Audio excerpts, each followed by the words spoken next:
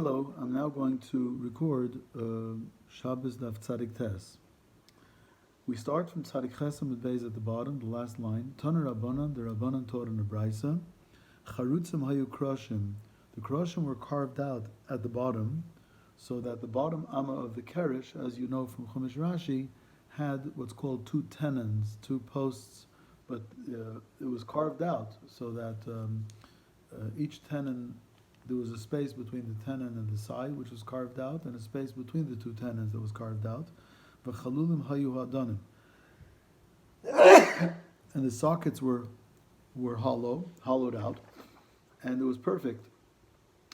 Can't go through the numbers, but the numbers were perfect, so that when the two tenons of the bottom of the kerish, each one fit into an aden, it fit in perfectly, so that the side of the kerish and the side of the aden was mamish flush. Also, veneering krosim balulois kakachavim barakia.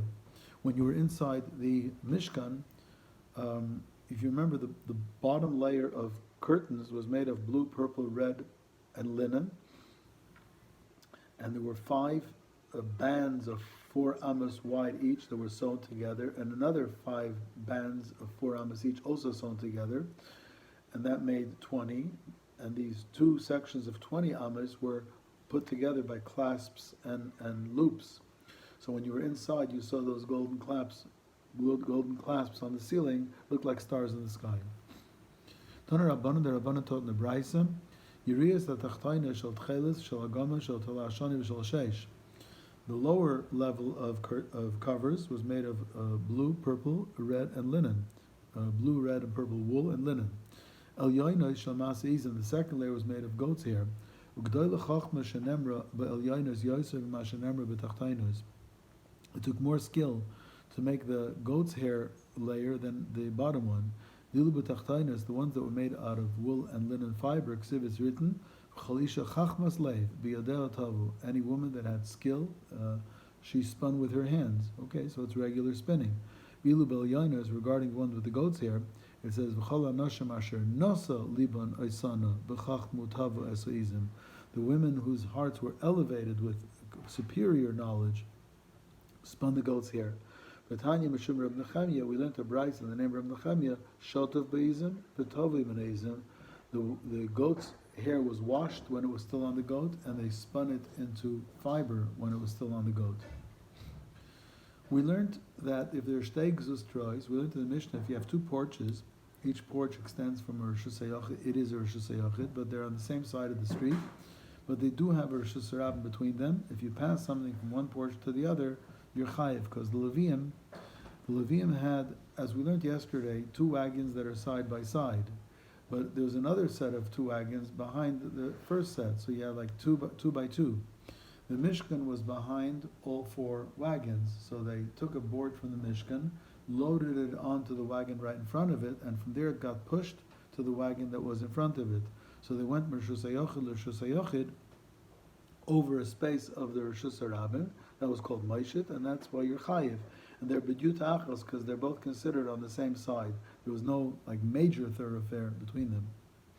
Amar Rav Mishum Rav Chia, what we learned yesterday, Agolo is these wagons, tachteyem, under the wagon. Yesterday we learned under the wagon means where there is a space between the boards, so that under the wagon has no roof over it, and where the boards were, created a cover on top of the wagon, but there was a gap between the boards, so under the wagon, under where that gap was, beinehem, when the wagons are side by side, so between them there is 5 amma space between them, so between the wagons, b'tzidehem, on the side of each wagon, between the outside wall of the wagon and the outside wheel, is all considered Rishus HaRabim.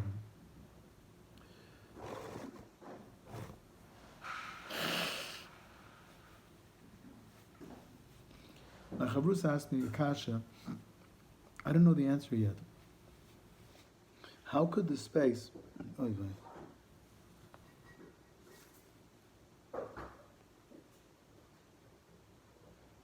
how could the space, there was a temporary interruption, how could the space between the boards and the boards that are on the wagon, how could under it be considered a Rishus HaRabim when it's pretty hard to go over there? So isn't that a Carmelis? Like when it's there, it's a carmelis. Anyway, Amar Abaye ben Agola Lagola Kimaloi Oirach Agola. Between a wagon to a wagon was the same distance as the length of the wagon. V'kama Oirach Agola. How much is the length of a wagon? Chomesh amas, 5 amas. Lomali, why was the wagon 5 amas long? Ba'arba palga sagi, 4.5 should be enough.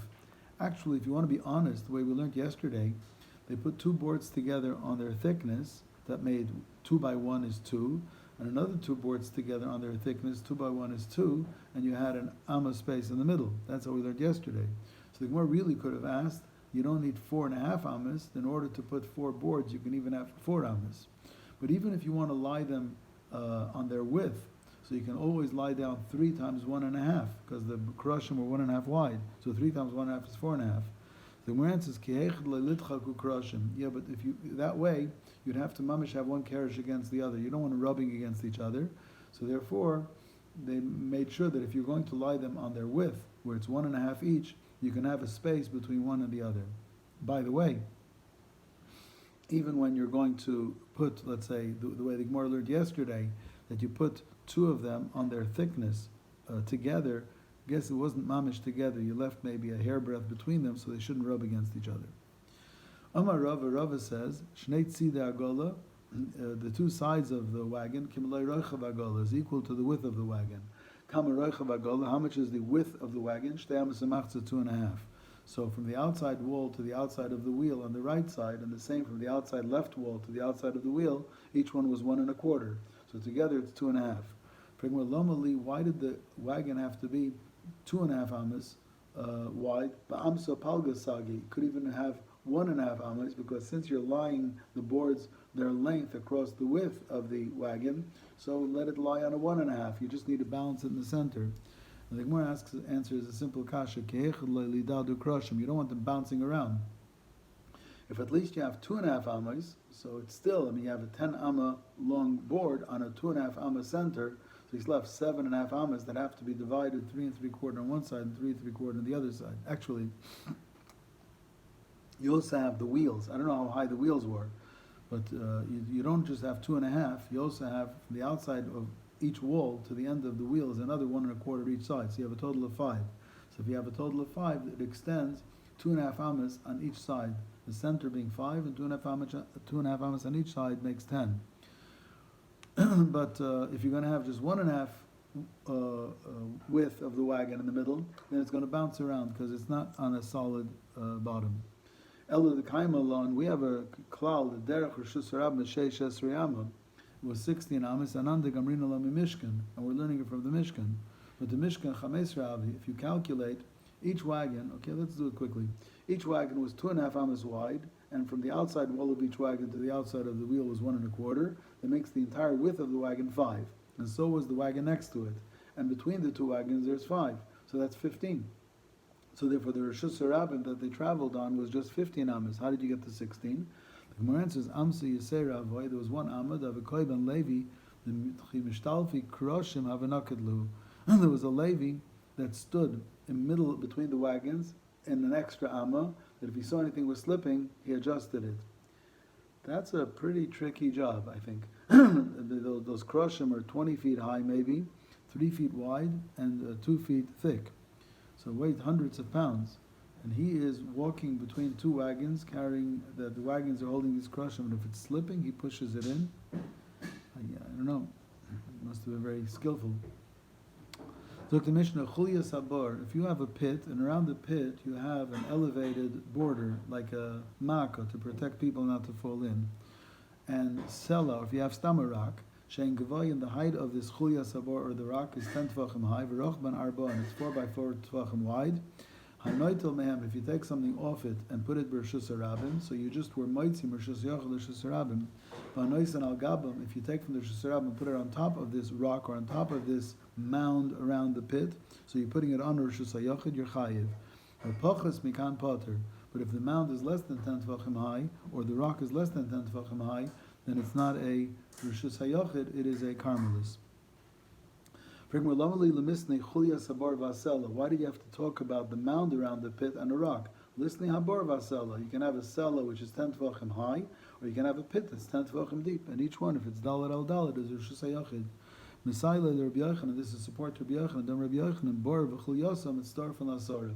If you have a pit that's 5 tvachim deep, and at its border you have a mound that's another 5 tvachim high, so 5 and 5 makes 10, and the bottom of the pit is considered Rosh Hashanah. Tanya Namiyachi, we have a brisa that corresponds to what Rabbi Yochanan said.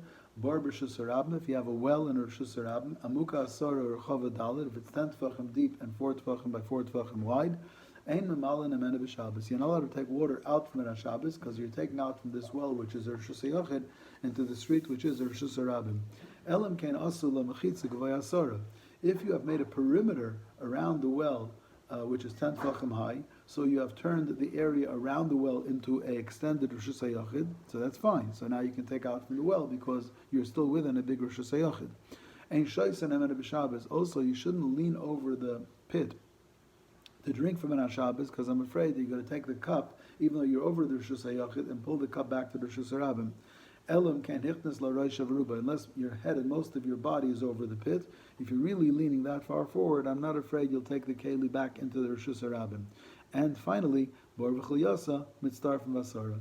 If you have a pit and you have a mound next to the pit, let's say the pit is 5 and the chulya is 5, it adds up to 10 tvachim, and the bottom of the pit is considered Rosh Hashanah.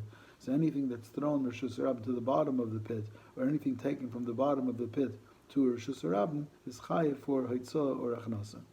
So I'm going to upload this first, and then we'll do the second part.